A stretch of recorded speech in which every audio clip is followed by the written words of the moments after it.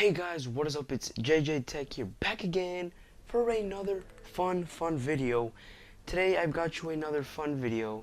I've got a comparison between the T-Mobile Revvl Plus, as you all know of, and the iPhone XR, which you also all know of.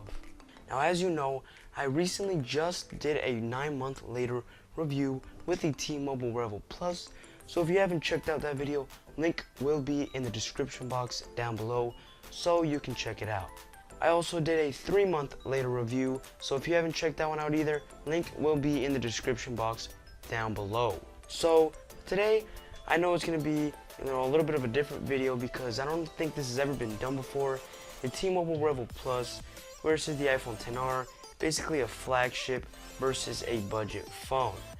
And I know a lot of you in the comments are going to be like, oh, this is an unfair comparison. You're comparing an $800 phone versus a $300 phone. Yes, I know it might be a little bit unfair, but I thought it'd be a little bit of a different and fun video. So with no further ado, let's get into the video. Alright, so I'm going to start off with the specs of each phone, and starting off with the iPhone XRs. I'm pretty sure everybody already knows it, but I'm going to say it. We got the A12 Bionic chip for the CPU, and we do have 3 gigabytes of RAM on this phone, which is not the best, but it is a really good, as you know, Apple phones have good optimization for their apps. It is 1280 by 828 pixels for the display. Now for the T-Mobile Revvl Plus. Now here, it is pretty kind of similar. Now on the CPU side of things, it doesn't even come close to the iPhone XR. I'm gonna just say that right off the bat. This has a Snapdragon 625 processor, which was flagship like 6 years ago, 4 years ago at this point, but it definitely does not compete with the A12 Bionic, in 2018. It just doesn't compare to the 625 processor. It's basically now a budget processor, which is why it's used in the T-Mobile Revvl Plus. Now as for RAM, this does have 2 gigabytes of RAM, so not even 3. It does have 2 gigabytes of RAM, and it does suffer in the RAM department. It is Android. Usually Android needs like 6 to 8 gigabytes of RAM, so it can be perfectly well optimized. So let's talk about design on each of these phones now, and I think design really does come down to personal, preference. But here, as you can see, we do have a plastic back pretty much all around the back. It is all plastic here, and these sides are kind of this aluminum finish, but it's really not aluminum, it is plastic. Now for the iPhone XR here, I've covered this many times in the review and the 3-month later video. It is a glass back with a glass front. It is just completely premium, like I said, flagship level. For the sides, we do have real aluminum, so not that fake aluminum we have on the Revvl Plus. We have real aluminum sides. You'll pretty much find no plastic on this phone whatsoever, which is to be expected at this price point. Now I'm going to talk about the similarities. Now the similarities is that they're both pretty beefy big phones. Now I think you can tell right off the bat that T-Mobile Revvl Plus is slightly bigger, if not a good 3 inches bigger, as you can see here. It is kind of, I would say about 3 inches bigger. And as you know me, I do like big phones. If you've been watching the channel for a while now, you do know that I do like big phones. And the iPhone XR by any means is a small phone, but it is a little bit smaller compared to the T-Mobile Revvl Plus. So if you guys are looking for a huge phone, the iPhone XR really isn't the one to go for. So in this category, the T-Mobile Revvl Plus takes it for the size. Now it's pretty much the only similarities these two share. Other than that, it pretty much goes completely different. One goes south, one goes west. It's just that much of a difference with these two phones. Now for the stuff they don't share, basically the non-similarities. Now there is a good amount, but I'm not going to mention all of them because it is a good amount. Now starting with the T-Mobile Revvl Plus, right off the bat you can tell this has a dual setup on the back for cameras. We paired with a 13 and 5 megapixel camera, compared to the iPhone XR's only one rear facing camera, which is a 12 megapixel camera. But in terms of the camera, guys, it's not even a competition here. The iPhone XR wins by a long shot.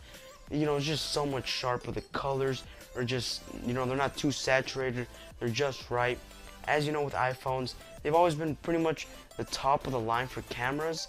and the T-Mobile Revvl Plus just can't really compete there. Even though it does have that dual setup, it still really can't compete with the iPhone XR's camera. Now another non-similarity is this screen, not just the screen size, but in terms of the screen aspect ratios. Now for the aspect ratios here on the T-Mobile Revvl Plus, it is a 16:9 aspect ratio here, as compared to the iPhone XR's 18:9 aspect ratio for here.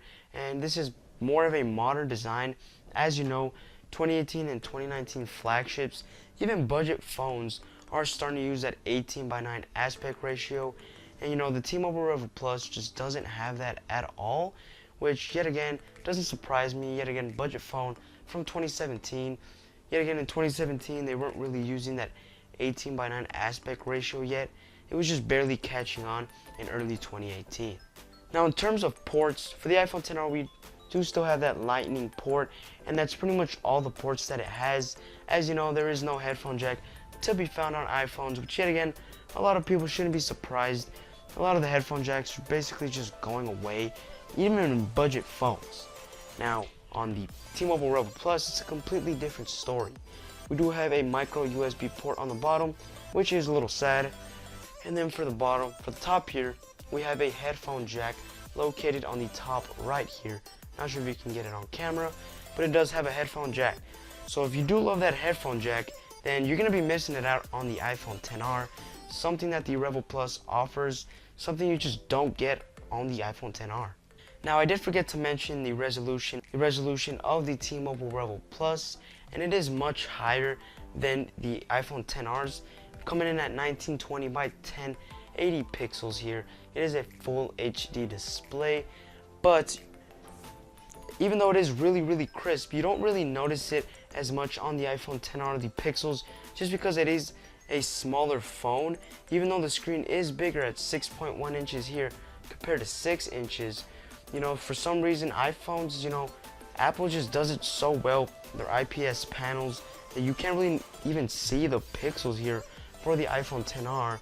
Not sure if you can tell on camera, but you can't really see the pixels on any of these phones. You really won't go wrong with any of these displays. Now for software, as you know, we're having completely different software for each of these phones. One side we do have iOS here, which is a completely different story compared to Android. For here we do have Android, obviously. We have Android 8.0 actually. No, we have Android 7.1.1, which is basically 2 years old at this point. You know, I have checked for software updates and there just isn't any. As you know, we are on Android basically 9 Pie, which this phone doesn't even have Android Oreo. So if you're going to be buying this phone in early 2019, and if you don't really care about the software, then go for it.